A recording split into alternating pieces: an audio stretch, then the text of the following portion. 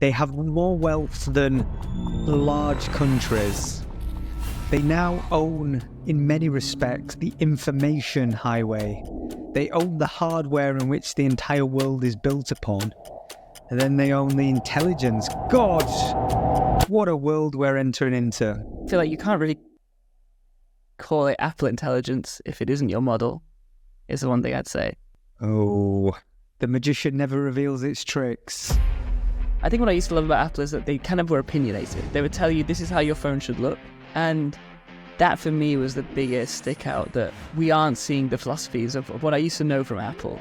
You know, because AI is this shiny new toy. They're happy to put that first before what I always thought was the kind of polish and beauty of design that Apple used to prioritize. And I feel like we're just slowly moving as far and far away from that because they feel that they need to keep up with everybody. When you're the incumbent, when you're the dominant force, it's hard to be the new cool kid on the block.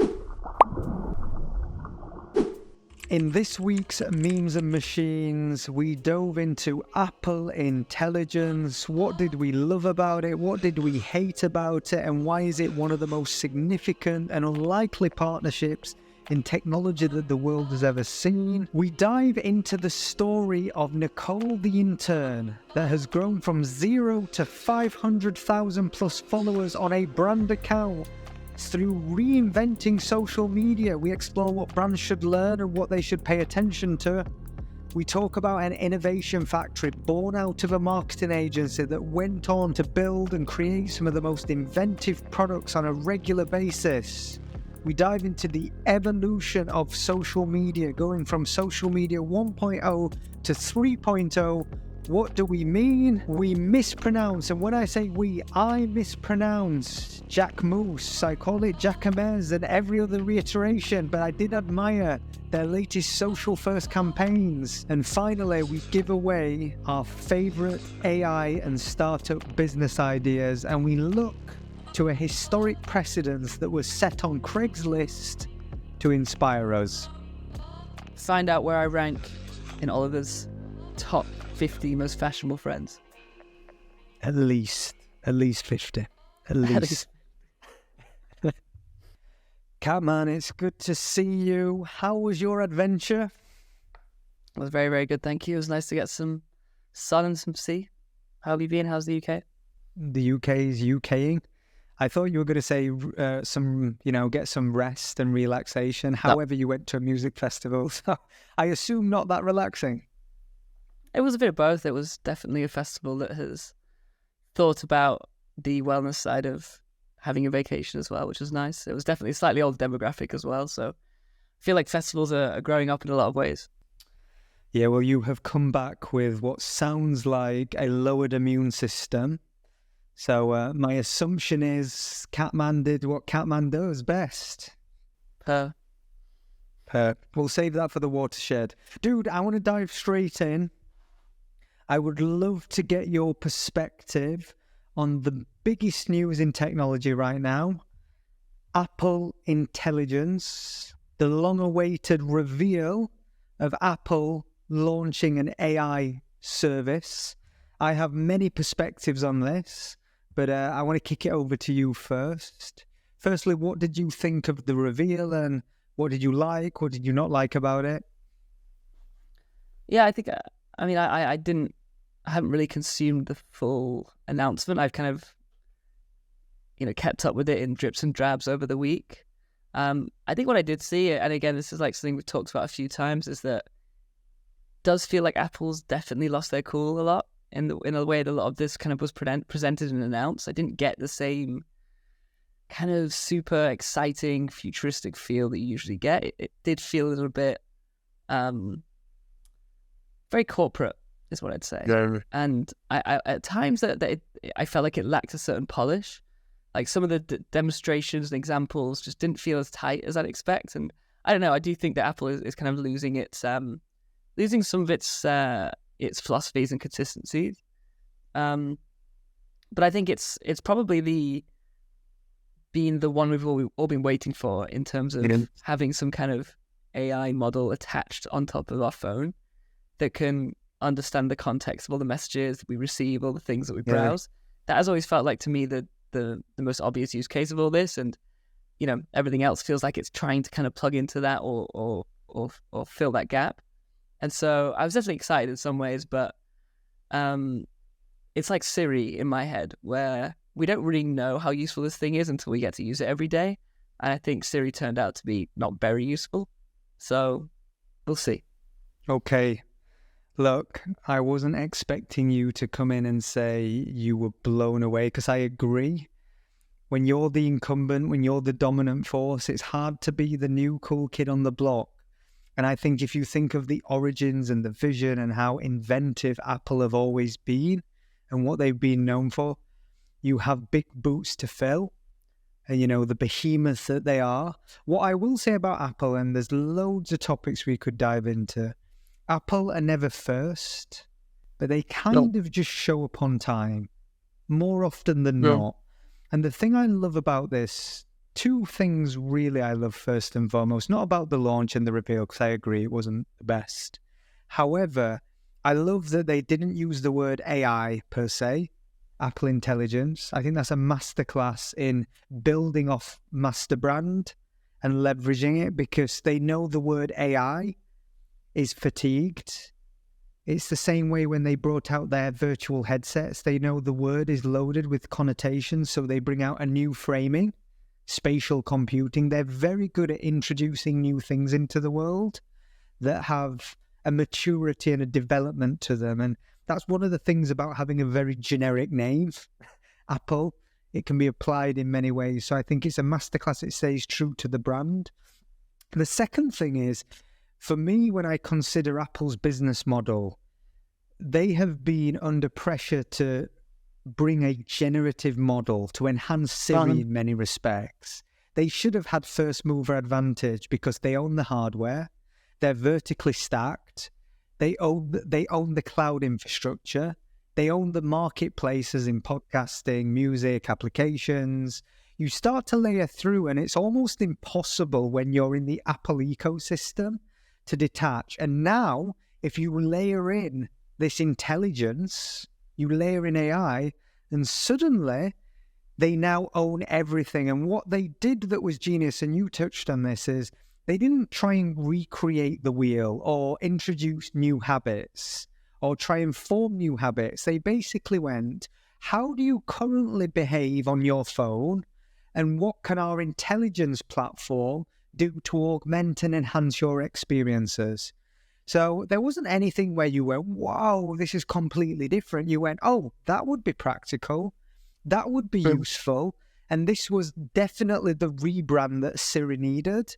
So for a number of reasons, I think the launch event wasn't symbolic of what's actually happening, but for so many other parts of the execution, I was blown away. What I will say, the only criticism, I'm actually surprised that they haven't been working in a black box and have their own model, and they have opted to effectively partner with their main rival in Microsoft and OpenAI.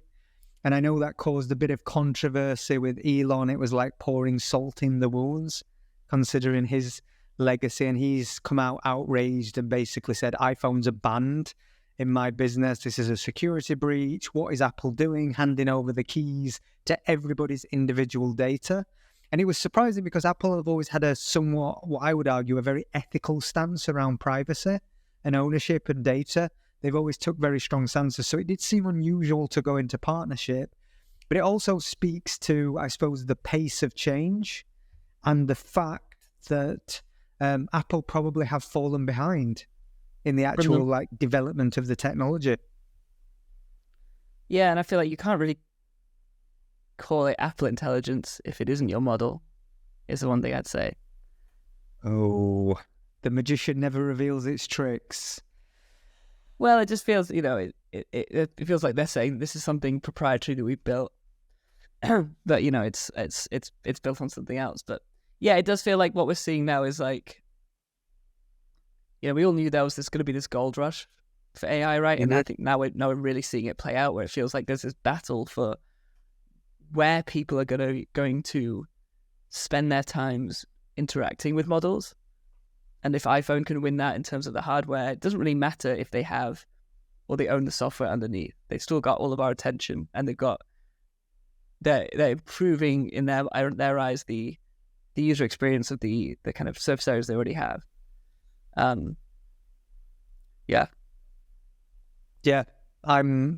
I'm here. I'm going to get my popcorn. I'm interested. I have so many questions about the arrangement, and to your point, what's proprietary, what levels of protections, what governance. I think there'll be many questions to come out of this process, but it speaks to this broader point around like the convergence of technology and the domination that these institutions have. They have more wealth than, large countries. They now own, in many respects, the information highway. They own the hardware in which the entire world is built upon. And then they own the intelligence. God, what a world we're entering into. And Jay, I think I just cut you a promo there if we're going to be hyperbolic, just with that one. I was at an AI conference earlier, dude, at the AI Summit. So I kind of come off the back of just like AI banter and chatter and existential risk. So I'm probably in one of those moods today. That makes sense. Yeah, I feel like to be honest, for the Apple announcement, the thing that I was most taken by was actually a lot of the iOS 18 updates, and they've made a lot of changes to the kind of customization of your like home screen and of things that you can play with, in that you can now like move around your apps. You can have like blank spaces where there weren't apps before. You can add widgets.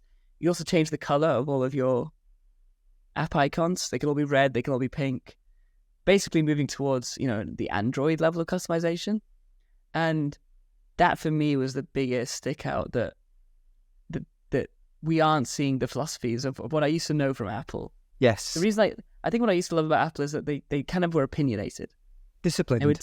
They were disciplined. They were opinionated. They would tell you this is how your phone should look, and the consumer doesn't know best. And actually, we're going to tell you how things are going to be a little bit more closed, right? The Mac will be less customizable than the Windows, but it's going to be a little bit more closed. But you're going to have a better experience. Things are going to be smoother. They're going to work better because we're going to tell you how. As we move further and further away from that, I especially thought it with the, one of the tools, the AI tools they piloted was the AI emojis, emoji, and they had one example in their kind of demo, which was just like a baseball cap, and the rim of the baseball cap was cropped off the edge of the emoji, so it didn't quite fit the square. And I just thought that like level of perfection and the attention to detail, which I'm really used to, it's just not really there anymore. And they're happy, because AI is this shiny new toy, they're happy to put that first before what I always thought was the kind of polish and beauty of design that Apple used to prioritize. And I feel like we're just slowly moving as far and far away from that because they feel that they need to keep up with everybody. I think you're so right, and they've certainly lost the discipline in the post-Jobs era to some respect. Undoubtedly lost the inventiveness and the vision. It took them 10 years to release a new product in Vision Pro, and it hasn't been, an outlier success, and you would kind of expect that. They were late to market with AI in certain respects. They've shown up on time, but generally speaking, I like what they've done with it. But yeah, Steve Jobs, famous for his quote when asked about market research and product market fit. And if you ask 100 people what they want from a mobile phone, you will never get the iPhone. That was his perspective, and it's true. Well, data informing actions and decisions. Yep. There's something truly about being inventive and creative and having the discipline and the conviction, and they've kind of lost maybe some of that. However, what I would say is they're a different business now. Maybe they're complacent. Who knows? Dude, I would like to segue into probably the most interesting new brand I'd never heard of until about 2 weeks ago. A brand called Mixology. Let me give you a little bit of the backstory. So Mixology makes non-alcoholic cocktails, and it's a canned drink. They've basically, and whether this is real or fake, I think it speaks to a broader point of the evolution of how brands are behaving on social media. But they've basically created a new brand called Smashed. So they're rebranding to Smashed. And they've put their intern front and center of a new channel. She's called Nicole the Intern. And basically the handle is the best marketing strategy ever. And she came out and said, I could win your marketing strategy. It was like a letter to the CEO by just smashing this bottle. So you have this like storyline that starts to evolve and form between the intern and the CEO making a bet for her to get a full-time job. You get the internet behind this cause, and she sets out a mandate of, in 60 days, I want 500,000 followers. And since then, she gets more irreverent. What starts with her just smashing this can and like talking to camera, and she's really charismatic and entertaining and about as like Gen Alpha, Gen Z as you can possibly get. But then the production quality increases, and then it starts to attach in other ways, and she joins trends, and quickly she's amassed in what I believe is a 60-day window. She's amassed this 500,000 following. The brand account only has 100,000 followers, and that's grown exponentially. So she's gone from 0 to 100 with basically a social storyline where the community are invested, like marketing banter is everywhere. People are speculating whether it's orchestrated, whether it's real. I don't care. I'm here for it. Firstly, what do you think of that kind of tactic, and why has that been so successful in your view? Yeah, this is like the complete peak of this trend I think we saw where I think I especially saw it on TikTok where interns who took over the brand accounts would post something self-referential about, you know, I'm an intern and I need to get my engagement figures up. So this is a video of my, you know, Darren from accounts doing something funny. And it was just like, you know, people really liked that kind of, you know, authenticity from the brands. It felt like slightly different. What I think a lot of the people who engage with this stuff don't really realize is that usually it's not an intern, it's a team, and it's somebody with a marketing degree who knows exactly what they're doing here. And, you know, we're not going to let the truth get in the way of a good story. But I think this is a good example of an incredibly well-planned and executed tactic. It's a very, very good narrative. I don't think it's true. I don't think it is an intern who had this idea, you know, themselves. I think that it was probably engineered from the beginning, but I would imagine the results exceeded their expectations. But I think it just really speaks to, you know, social is going further and further towards people and away from brands. Yes. And we are way more interested in interacting and engaging with the people behind the brands that we interact with than we are just these kind of faceless brand accounts. And, you know, if you ask someone, I need to get my brand account to 100,000 followers, to 500,000 followers, it's actually really difficult, but I need to get my CEO to 100,000 followers, or I need to get my marketing intern to 100,000 followers. It's actually a much easier, it's still hard, but it's a much easier challenge. And so if you almost start from that place, how do we make a really good, fun narrative between two employees at the company and then build the rebrand around that? You're actually way more likely to get the traction you need than if you just launched it and hosted it all from the company account. So I think it was genius, but more than anything, just a really well-executed creative concept. And they knew exactly how to lean into it the minute that it did start to get traction. And so, yeah, kudos. Yeah, I agree. There's part of me, I looked at it and I go, firstly, to your point, to execute that, I imagine if it didn't gain the traction as early, they wouldn't continued on the cause or made such a commitment to then sort of raise the bar sequentially as this storyline and plot developed. But it reminds me very much of things that we have pitched in the past that have never made it outside of the ideas graveyard, because the brand couldn't conceptualize this idea of another entity not being their name, not being front and center. And the way I would often describe it is we're entering phase 3.0 of social media. Social media point one was you broadcast messages, and I'm talking particularly from a brand perspective. You would broadcast and you would be engaged. So you would get likes, comments, etc., etc. Then brands started to evolve and become more like publishers. So you went away from being a brand, you started to then talk about passions and interests and lifestyle. And now we've moved into this area that's very much less channel-led, more individual-led, personality-led, where the internet has its own codes, its own languages. And to be part of that ecosystem, you can't bullishly broadcast your way. You have to co-create, you have to participate, you have to come up with original novel concepts exactly like this in order to execute and get those outlier gains. And there's part of me goes, I really hope an agency is behind this, because I think that would be a win for kind of this like new philosophy that sets out a playbook. And there have been moments like everyone admires Ryanair or Duolingo, but usually my general thesis is they were all rooted in a small experiment where you gave a little more permission to play to a social media manager, you got some success, and then you reiterated and continued to reinvest in that because the business got behind it. What this does is this is the perfect case study to talk about outlier advantages, being original, being relevant in the context of the world today, thinking radically different about your IP and how you introduce your brand. And maybe this is like peak new era, but I'm certainly here for it, because I think our jobs, if we work in social media as marketeers, suddenly gets a hell of a lot more exciting the more people realize that this is how you get the real dominant successes. Yeah.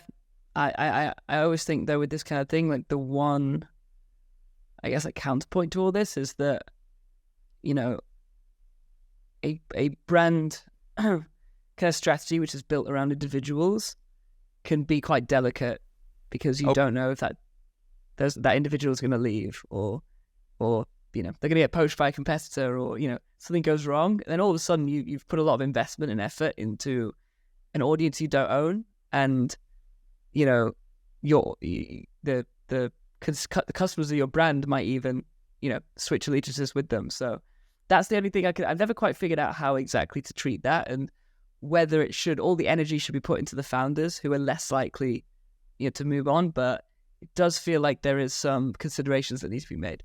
But I think there's a number of ways you manage that. One, if you look at Duolingo, they take their brand identity, the owl, and they kind of caricature it in a way that's like social first. So that becomes the dominant. Yes, in marketing ad land, there is a recognition and appreciation for the people behind the account.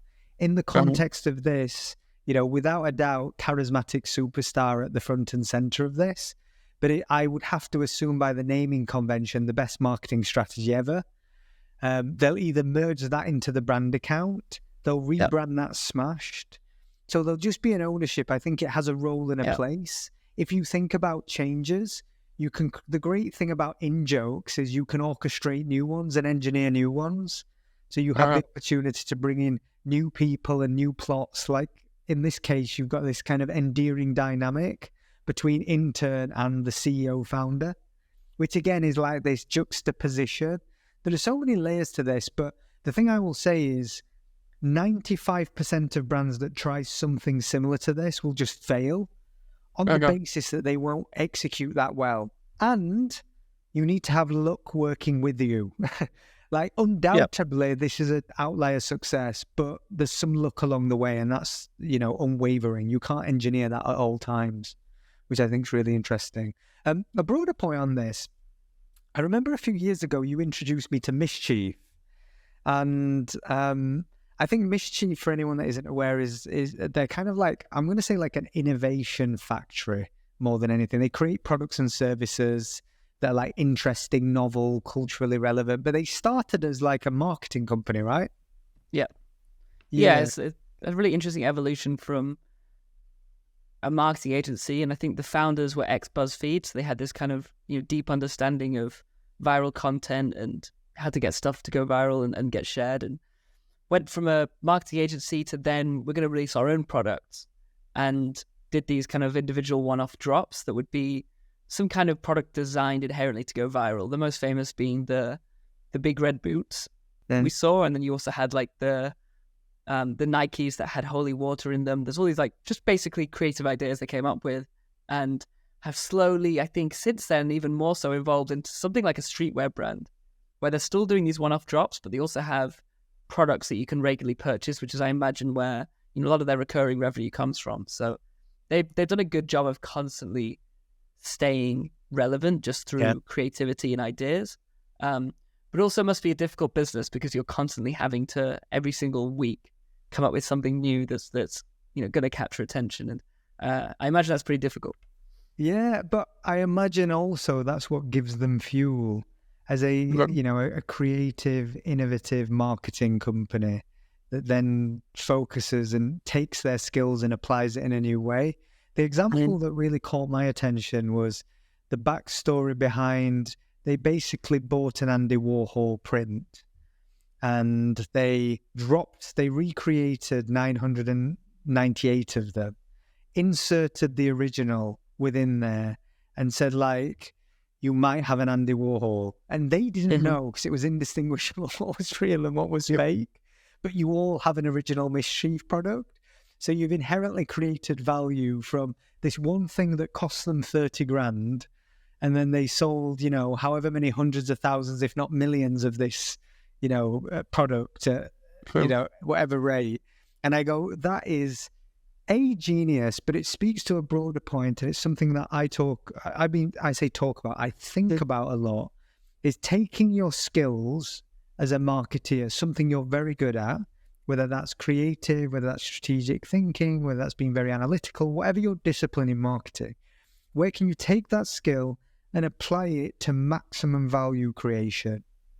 Often that means taking what you do and moving it to another industry. One of my friends, he created Babe Wine, the fat Jew, his business partner, a guy called Ferzan, and we met him in New York. I think we worked with him on a project and sort of stayed in touch since. And one of the things that they have as a business philosophy, the reason they got into wine, this was like canned wine, is because the industry was antiquated and they'd come from viral social media. So they had this like rare skill of knowing how to communicate on the internet. They spoke the internet fluently.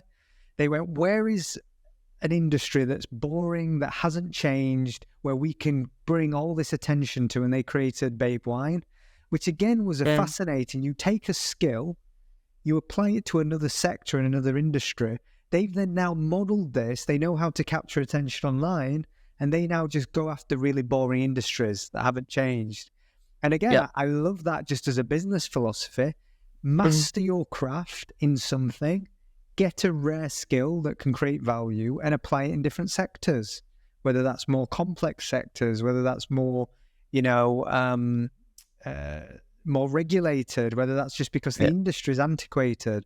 I think there's a huge value add in arbitraging skills, just doing the same thing in a different space. Interesting. And I guess more lucrative industries as well. 100%. When we started Fly Story, the first 6 months were geared towards the finance industry and corporate communication. And we did it on the simple basis is we knew how to build teams that could speak the internet fluently and communicate online effectively. We could apply those skills to an industry, corporate communication, that is stale, boring, highly regulated, hasn't advanced in decades. And yet we could create a lot more value for the organizations we supported with. It wasn't because we had an inherent passion for the democratization of finance. It was about taking what we're good at and applying it to an industry where arguably the bar is lower at the things we're good at.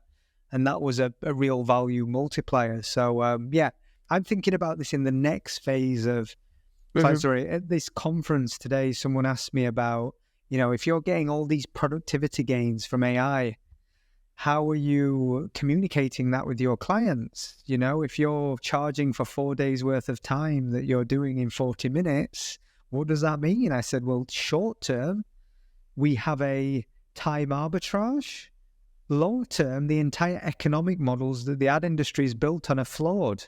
We have to move to value-based economic models and commercial models and outcome-based when we are capable of achieving everything at a much faster pace, at a much lower cost. The incentives are all wrong in the industry, and not just marketing, all professional services. Think of like you using a lawyer. They charge you time. You pay a lawyer to get to the right answer as quickly as possible, right? Yeah. The problem is their incentive is not to do it quickly. And so I think the entire professional services industry will have to look inwards and start to rethink how they're charging and how they're making money. Very interesting time. Yeah, that makes a lot of sense. I think right now, though, it's still in the agency's best interest and the professional service provider's best interest to provide a time-based payment because of that reason. Because things probably do take less time than what they actually charge for. So I think what needs to happen is one or two agencies start to undercut, right? And then it just slowly... It's a race to the bottom. Yeah, the domino starts to fall. Yeah, it's a race to the bottom. And from our perspective, there are many projects we do where we massively overservice. We spend way more time, and there are many projects we lose money on because A, we're either truly invested in the success of that project, or B, there's a strategic advantage where it's a stepping stone to unlock larger opportunities, etc. So we will overservice, or simply because we just deeply care and want to make it work, right? So I tend to agree. Like, I think all technology is augmenting what we do, and smart people are leaning in, and there is an abundance of opportunity and value to be created in doing that. Equally said, I think the world moves slow. Organizations will move slow. Pricing structures, what we're used to, I think those two things feel juxtaposed, but they can both coexist. And my general thesis around all of this is, I think we're going to see professional services at a like mediocre level disappear in a 5-year horizon. If I think of an agency right now, you go to it sounds almost, being arrogant to say mediocre agency, but there are many of them. Like, there's mediocrity in every industry, right? There are many mediocre agencies that have lower skills and lower talents, and they usually charge less. Yeah. The problem with that is now when I can use a piece of software that does everything that the human does, but maybe slightly better at a fraction of the costs, as a startup, I probably should do that. So you have this kind of lower layer that is, I would say, arguably the majority of independent agencies, probably somewhat redundant because of technology. And then you have this wide open space where in a big organization, an enterprise business, a big global brand, a lot of the job is building business cases and routing ideas and initiatives and campaigns and programs into a very compelling story that is sold through to multiple stakeholders, that, is very vigilant and robust. So you have these two worlds where I think the opportunity for enterprise level marketing services is going to be greater than ever, but these smaller independents servicing the startup community and or small businesses, I think that's going to be a really difficult space to compete. Catman, you are known as a bit of a fashionista. If someone said to me, of your friendship group, who is the most fashionable, you'd be a top 50 name. Promise you that. You would be a top 50 name in my consciousness for most fashionable. I have been quite interested in, and I'm going to butcher this and we'll probably get debate this. I've been interested in Jacquemus, Jacamez. Who knows? You got it. You got it the first time. Jacquemus. I repeat what you said before the call. Yeah, I'm very self-conscious actually whenever I have to dive into a luxury brand. But Jacquemus, they've done a really interesting campaign. What started, I think, a kind of new era of their social media marketing where they started to move into this surrealism and do CGI marketing. They then went and introduced the bag through France that was recreated in a physical form. And then more recently, in their latest campaign, they've introduced kind of, again, this surrealism. But what's probably more unique about how they've done this is it's not cinematic, it's shot on iPhone. It's like person sat in the middle of the sea ironing something. It's like someone dressed as a postcard walking through the street. And it speaks to me of a truly social first campaign. The entire initiative is built around being social and being thumb-stopping. And I'm here for it because it's one of the more original campaigns and pieces I've seen of late.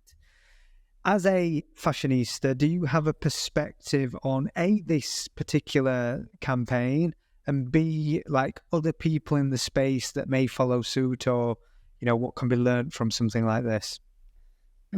Yeah, I think we're seeing this big shift now from the real heritage, traditional luxury brands like Gucci, Louis Vuitton, are really kind of being taught how to market to young people by these kind of newer wave luxury brands like Jacquemus. Loewe do an incredible job as well. And, you know, it would be unheard of for a luxury brand to use an iPhone to take any campaign photography. But now if you look at a lot of these brands, pretty much every single post you see is taken by an iPhone, to the point that even their full lookbooks are taken on their phone. Because we as consumers, I think we're tired of buying things that don't really reflect, or rather buying things because of advertising that doesn't really reflect the way it ends up looking on us or the way it looks in the photos we take. Very difficult to see a 6'5" skinny model wearing a dress or wearing an outfit and then imagining yourself in it. It's, you know, I think we're past that point of being fooled into thinking, if I buy this, I'm going to look like that. So actually we need like a way more realistic and authentic portrayal of how we're going to look when we buy things. I think Jacquemus do a really good job as well of kind of like blurring this line between like the reality and the kind of meme digital world, which is a slightly surreal version of the reality we live in today. And it's kind of really, you know, they set the trend with this kind of CGI 3D modeling, which made everybody second guess, is this real or is this not? And it's kind of come full circle where they're now actually, you know, recreating these CGI 3D models in real life with kind of real items. A really good example of all of this, I think, is Loewe, as I just mentioned. They actually had a really interesting kind of loop this last few weeks where somebody tweeted a picture of a tomato that kind of looked like their product. So Loewe are very famous for, and J.W. Anderson, who's the creative director, he's famous for taking ordinary objects and turning them into handbags. So they had like a pigeon, they had like a frog. It's kind of what they're well known for. And somebody tweeted a picture of the tomato and said, "This is just so Loewe, I don't know how to explain it." And it got like, you know, 15,000, 20,000 likes, whatever. Within a few weeks, Loewe had made that tomato into a clutch bag and, you know, posted about that, posted about the product. And, you know, this is a high-end luxury brand, right? So again, we're just like seeing this relationship between the consumer and the way they talk about the brand and the way that they joke about the brand, now actually reflecting the brand's product strategy in itself. And what I love about that is that, like, they realize that it's much easier for them to know what is going to be received well on social media if they just steal it from something that's already done well. Yeah. Right? So if they see somebody tweet about this tomato, that gets like 50,000, 100,000 likes. Well, it's much easier for them to put energy into making that product because they know it's going to hit well on social media and people are going to buy it. They don't have to do any tests. They don't have to, you know, there's no guesswork involved there. They know this is going to do well. And so as long as it aligns to their brand values, they can put energy into building that product. And I love the way that luxury fashion is tearing down this kind of very prestigious, pretentious image and approach to product development, which I think they've always traditionally had. Yeah, I agree. And I think what fashion does particularly well is they reflect the time. You know, they're aspirational in many respects. And I think the examples you cite is it still feels very authentic to them. You know, it's a modern expression of art. The definition or people's definition of art has evolved. And considering at the core, that's what fashion is. It is a form of expression of art.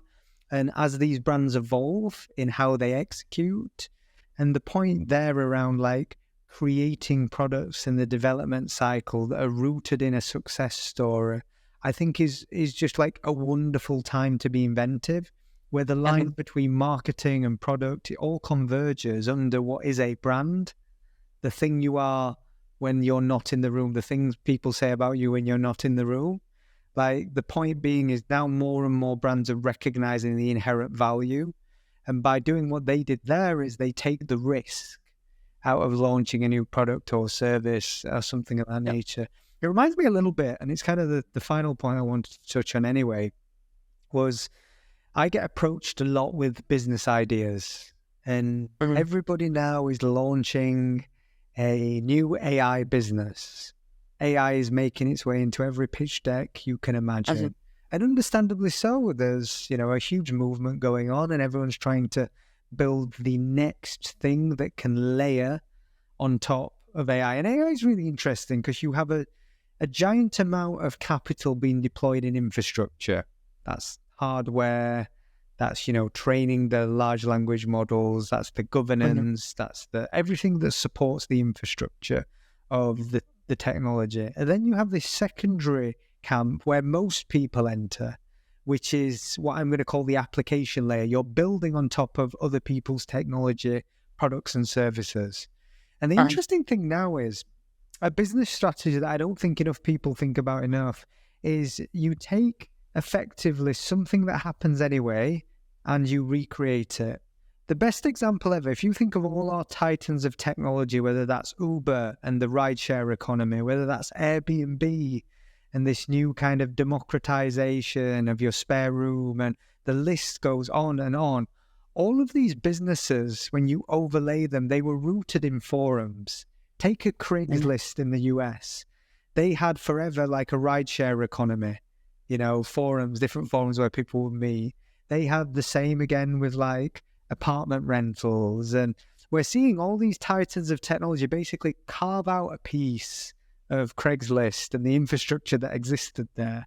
And often when anyone tells me how they were inspired by their business and they said like, there's a group chat where this happens anyway. My friend is building like a very novel niche recruitment product.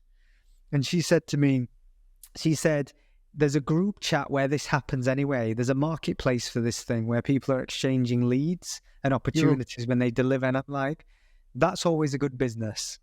When there is a group chat, when there is a forum, where there is a community that already exists doing the thing that you're building in a more material, you have product market fit already. That's a good 0 to 1 strategy. So it kind of builds on the point you were making around this, like listening to something that's successful and then acting accordingly in the context of marketing. I think the same applies when we think about business. I suppose my question to you is, if you were to launch Catty's next startup, where would you be looking and what would you call it? Give us a wonderful idea while you're feeling under the weather. Yes. No, I think having been around, a lot of tech startups, I've picked up a lot of this, where I think a general learning is that people, when they have an idea, think that because they think it's a good idea, it deserves to exist in the world. It deserves to have traction, have users. And our founder, Furkan, talks about the biggest lesson he ever learned was spending 8 months building something and then launching it and nobody using it. And just thinking, why did I spend 8 months doing that? And he was like, just ship a Notion document or ship a spreadsheet, right? And then find out if people actually need the thing you want to build. Like, because your default position is that you don't exist, right? People think their default position is like a few users or some traction. It's actually 0. And you're constantly fighting against that. There is no reason why your idea should exist. And actually getting people to spend time and energy on a new platform is incredibly difficult. And you're absolutely right. The number one thing you need to do is seek validation for your idea as much as possible, and change the idea until you get it. It isn't about building something that nobody wants. And I've seen a few people talk about some ways of doing this. Like you said, group chats are really interesting. I've heard people use Reddit as a really great place to mine for startup ideas.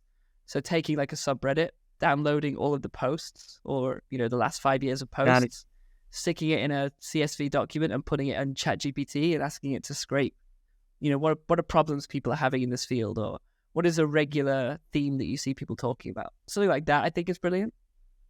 I've always thought about if I was ever to start a business, and I think something that, I always like to practice is it's usually a good idea to build distribution first, right? And build an audience first, and then spend enough time with your audience to figure out what are the gaps you can fill, rather than trying to start from scratch and, giving something nobody wants to nobody is always going to be a much more difficult place to start. But I don't like I think I've grown to learn that coming up with startup ideas is kind of pointless. And actually, the people who do well, they don't usually finish on the idea they started with, right? So it's like I could sit all day trying to think of a startup idea, and actually the best thing to do is just decide on something, execute, and then it's all about building the right team and going about getting customers along the way.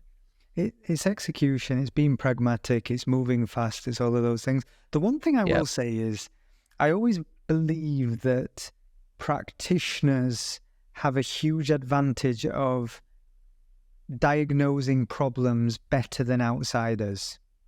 So, and that's one of the more interesting, I suppose, elements of AI tools lowering the barrier to create technology and websites and businesses, and having all these now tools that can aid the individual.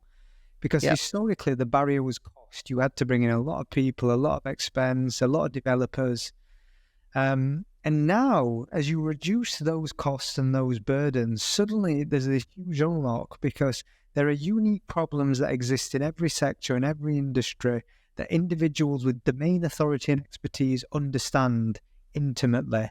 And it really does give you that validation and edge. And I think about like some of these, I've seen case studies of amazing businesses. One I loved is like really boring businesses that like have 20 B2B customers, and they get like one new customer every 2 years, but they're so lucrative. There's no churn.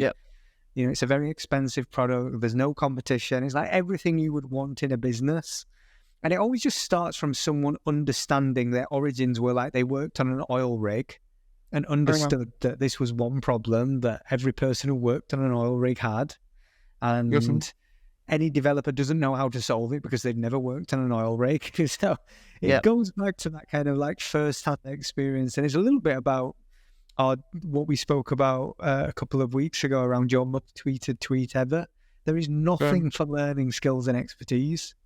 There's nothing. There's no replacement for that, right? Because it allows you to identify and have context and view things in a certain way that will give you many advantages. Exactly. Yeah. Brother, on that note, I think we will call it a day. It's good to see you. I hope you feel better soon. And you never know, Catman, you might make it into my top 5 most fashionable one day. One day. I got to crack 40 first. Yeah, you could make, on not on your best day, I've seen you wear some fruity jackets. You could make it into the top 40. I've actually got the, remember the Social Chain? Yeah. The merch. Social Chain World Tour merch. Yeah, that was probably the most iconic, best merch drop, apart from the exclusive line of anti-social social chain rip-offs that you made. Yeah, that's still got that.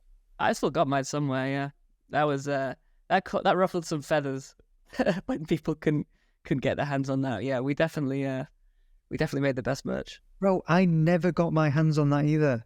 It really bothered me. I'd see it, and I see them all the time, the antisocial social club shirts, and I'm like, fuck, why did I never get my hands on one of those? Anyway, good to see you, my man. Speak soon. See you soon.